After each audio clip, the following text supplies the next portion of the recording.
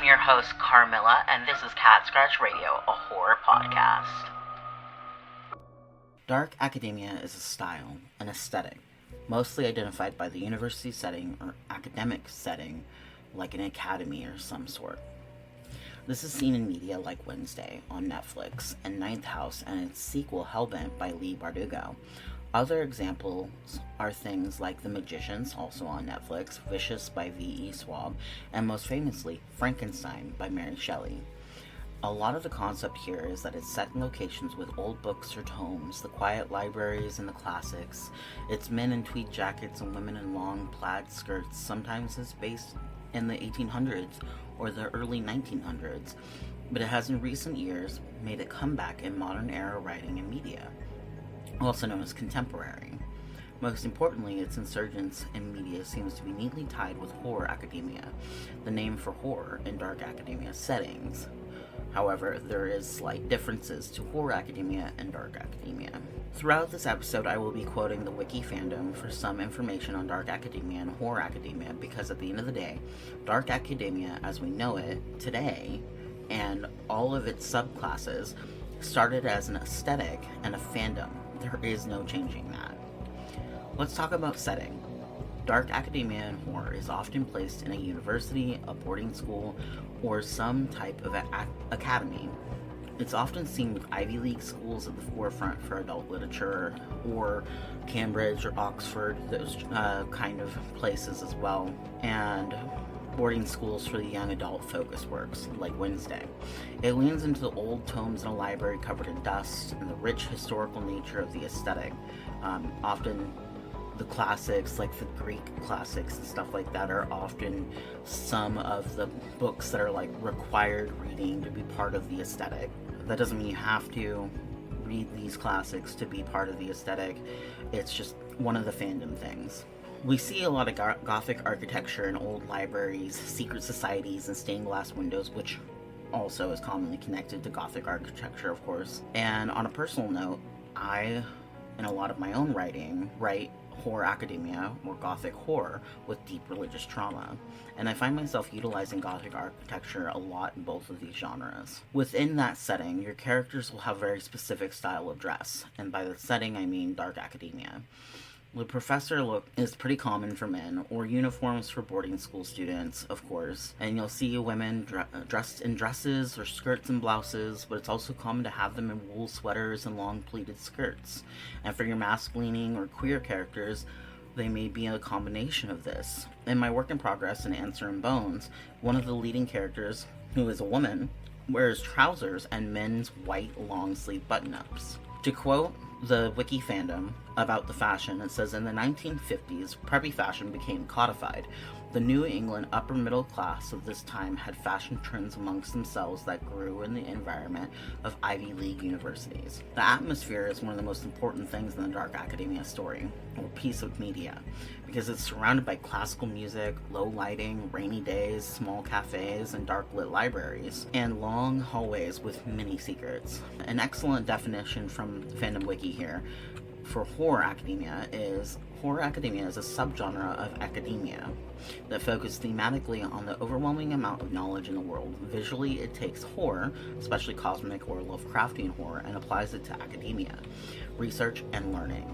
It takes inspiration from the exhaustion of being a student or a researcher, the fear of failure, and the fear of the unknown, focusing specifically on cramped, dingy spaces like libraries or archives, and leaning away from the more elegant Gothic motifs that characterize dark academia or darkest academia. Horror academia is a dreary, depressing aesthetic that reflects the difficulty and laborious workload of real academia, manifesting in the spooky, grimdark, and monstrous horror ambiance of the aesthetic.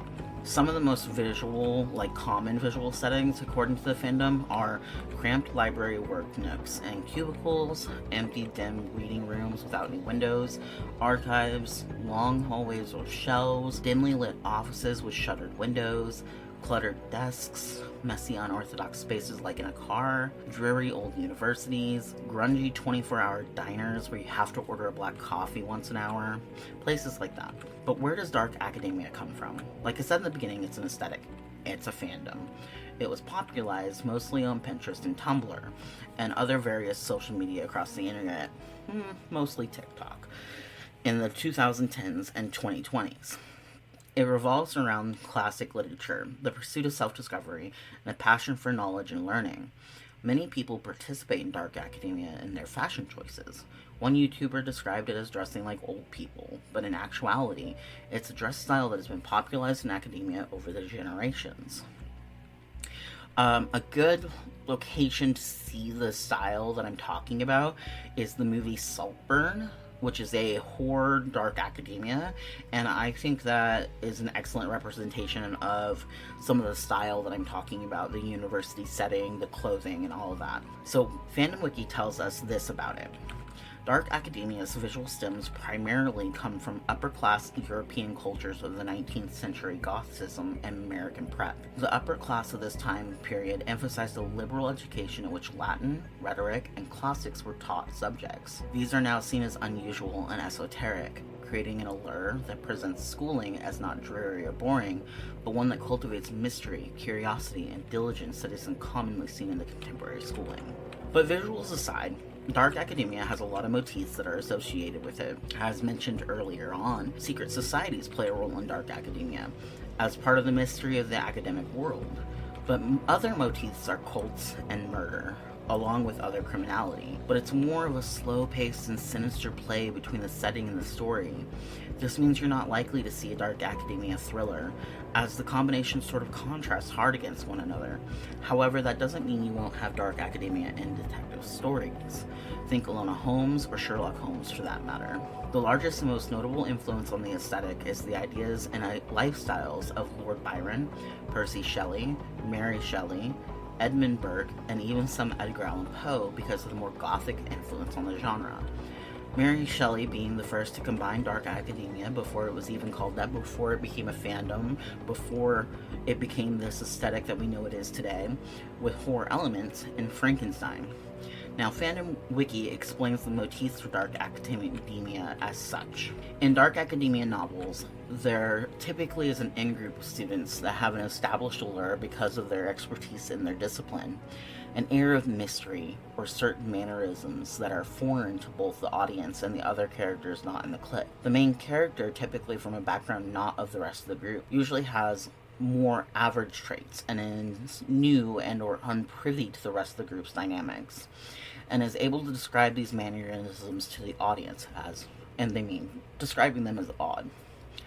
This is contrasted by the ringleader, who is typically the most intelligent, scheming, and or authoritative of the clique. To pause there in the explanation from Fandom Wiki, a really good example of this is literally Mean Girls, the early 2000s version with Lindsay Lohan, where Lindsay Lohan comes from this completely different background and she's learning about all these cliques and everything in a high school setting.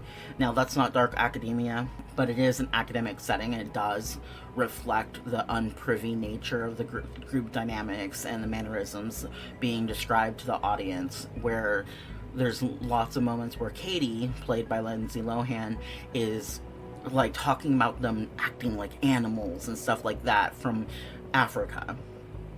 Anyway, back to the description. These personality types and backgrounds lead the plot to include a more complex understanding, and even esotericism and forbidden knowledge within the humanities. The characters' ambitions often lead to motifs of hedonism, temptation, and hubris, similar to Shelley Frankenstein's, wherein the character has a god complex due to their intelligence or FOSS, where the titular character trades knowledge for their soul. Because of their ambition and abnormal ways of thinking, the plot centers around committing a crime and or interpersonal relationships within the group. Betrayal, blackmailing, and codependency are often featured. So that's the end of the description there, but I want to emphasize betrayal, blackmailing, and codependency being featured. We can go right back to Mean Girls for that, because it's an excellent show of how those dynamics work.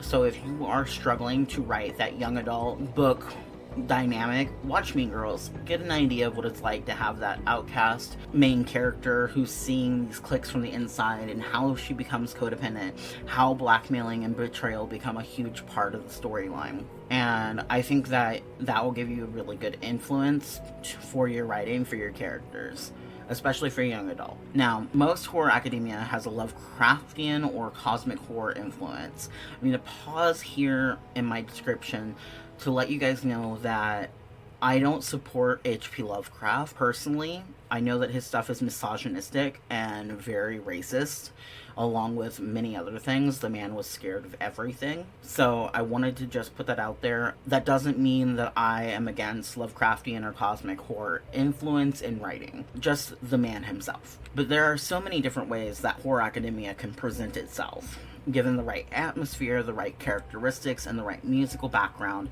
when it comes to visual media. And don't forget that fashion is one of the most important parts of academia aesthetics. With all of this, you have the great workings of a horror novel in hand.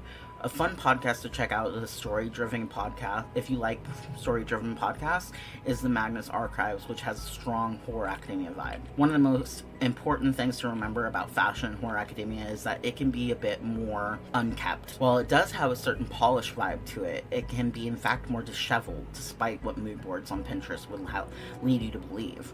Perhaps your character is too overwhelmed with deadlines and ghosts haunting them to care about their looks. A pleated skirt with mud stains and pantyhose with tears are all a part of the look of someone running away from a monster. All in all, the world of dark academia and its introduction to the horror, writing, world, and visual media is one that comes off almost as obvious. The setting, the atmosphere, the fashion, and the mannerisms of the characters all equal out to an excellent recipe for horror, especially quiet or slow-paced horror. An example of slow-paced horror is Mexican Gothic. An example of quiet horror is Rachel Harrison's Black Sheep. Both are excellent books, by the way. These are examples that are outside of the dark academia world, but they're good examples of slow-paced horror and quiet horror. So, personally, I'm writing about dark academia in my stories. I think it's an excellent background, an excellent atmosphere, and I've written 2 books in that setting and